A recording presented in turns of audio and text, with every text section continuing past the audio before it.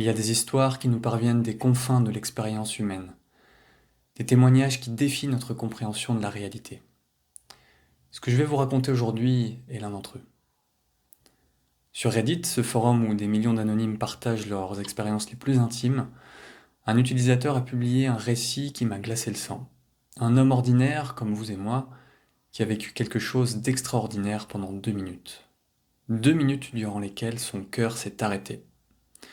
2 minutes où il n'était plus officiellement parmi les vivants. Mais ces 2 minutes ont changé sa vie à jamais. Car pendant ces instants suspendus entre la vie et la mort, il était ailleurs, présent, conscient mais plus dans son corps. Une expérience qui remet en question tout ce que nous pensons savoir sur la conscience et la mort elle-même. Je vous invite à plonger avec moi dans cette histoire troublante, dans ce récit d'un homme qui a littéralement observé sa propre mort avant qu'une mystérieuse intervention ne la ramène parmi nous. C'était l'année dernière, une opération banale, le genre que des milliers de personnes subissent chaque jour sans incident. L'ablation de la vésicule biliaire. Une procédure de routine. Rien d'alarmant. Il s'était réveillé en salle de réveil, tout semblait normal. Les médecins étaient satisfaits, les infirmières rassurantes. Et puis, environ 1 heure plus tard, quelque chose a changé. Un froid soudain envahissait, des vertiges, son cœur qui s'emballait, battant si fort qu'il semblait vouloir s'échapper de sa poitrine. Un pressentiment terrible la traversait, une certitude viscérale que quelque chose n'allait pas. Je me sens pas bien, a-t-il murmuré à l'infirmière qui passait près de son lit. Ce furent ses derniers mots avant que tout ne bascule. La dernière chose qu'il a ressentie depuis l'intérieur de son propre corps. L'instant d'après, il était ailleurs. Pas inconscient, pas endormi, pas en train de rêver. Il était dans un coin de la chambre d'hôpital, flottant près du plafond. De là, il pouvait tout voir avec une clarté surnaturelle. Son propre corps, allongé sur le lit, d'une pâleur mortelle. Les moniteurs qui s'affoulaient, leurs alarmes stridents résonnant dans la pièce. Une équipe d'infirmières et de médecins qui se précipitaient dans la chambre. Il observait la scène comme un spectateur détaché. L'une des infirmières a commencé le massage cardiaque, appuyant rythmiquement sur sa poitrine. Une autre criait pour qu'on apporte un défibrillateur. Un médecin ordonnait des injections d'urgence. On le perd, a crié quelqu'un. Cette phrase aurait dû le terrifier. C'était de lui qu'il parlait, après tout. C'était sa vie qui s'échappait, son cœur qui s'était arrêté, son corps qui renonçait. Pourtant, il ne ressentait aucune panique, aucune peur. Juste une étrange sérénité, comme si, pour la première fois, il comprenait véritablement quelque chose d'essentiel. Il a regardé ses propres mains, ou plutôt a tenté de le faire. Il n'avait plus de mains à regarder, plus de corps. Il était devenu une conscience pure, flottante, libérée des contraintes physiques. C'est alors que l'expérience a pris une dimension encore plus étrange. Une force invisible a commencé à le tirer. Pas comme une main qui l'aurait saisi, mais comme si la gravité elle-même avait changé de direction. Comme si l'orientation même de l'univers s'était reconfigurée autour de lui. Il se sentait attiré vers le haut, quelque chose qu'il ne pouvait pas voir, mais dont il percevait la présence. Une destination au-delà de la chambre d'hôpital, au-delà de ce monde. Dans la pièce en dessous de lui, les médecins continuaient leur combat. Des chiffres étaient criés, des ordres lancés, des machines bipaient frénétiquement. Son corps restait immobile malgré tous leurs efforts.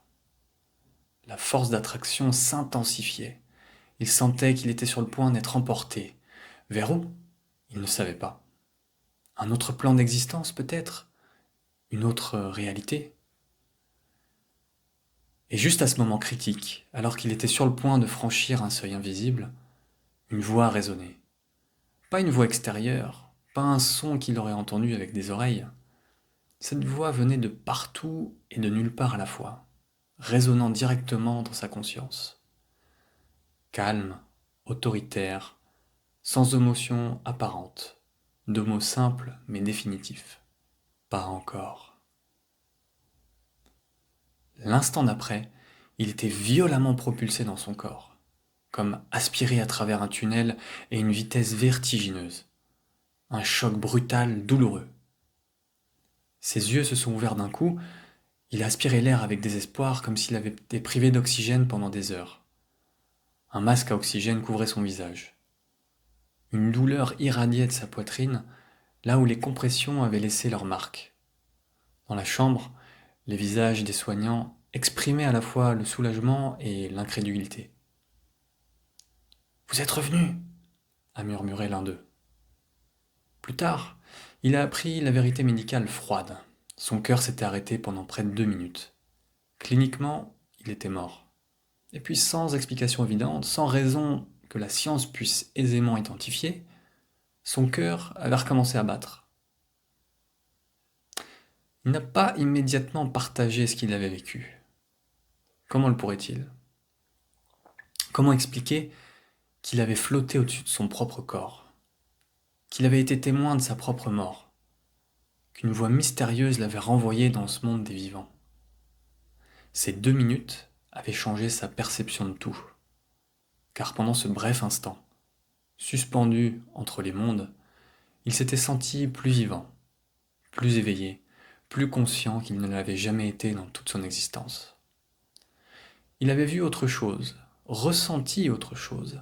Il était allé quelque part où aucune description, aucun mot humain ne pouvait pleinement rendre compte. « Je sais ce que j'ai vu », affirme-t-il aujourd'hui avec une certitude tranquille que rien ne semble pouvoir ébranler. Ce n'était pas un rêve. Expérience de mort imminente, hallucination due au manque d'oxygène dans le cerveau, ou véritable aperçu de ce qui nous attend de l'autre côté? La science continue de chercher des explications rationnelles à ces phénomènes rapportés par des milliers de personnes à travers le monde. Des gens ordinaires qui, comme notre témoin anonyme, sont revenus d'entre les morts avec des récits étrangement similaires, cette sensation de flotter au-dessus de son corps, cette paix inexplicable, cette attraction vers un ailleurs.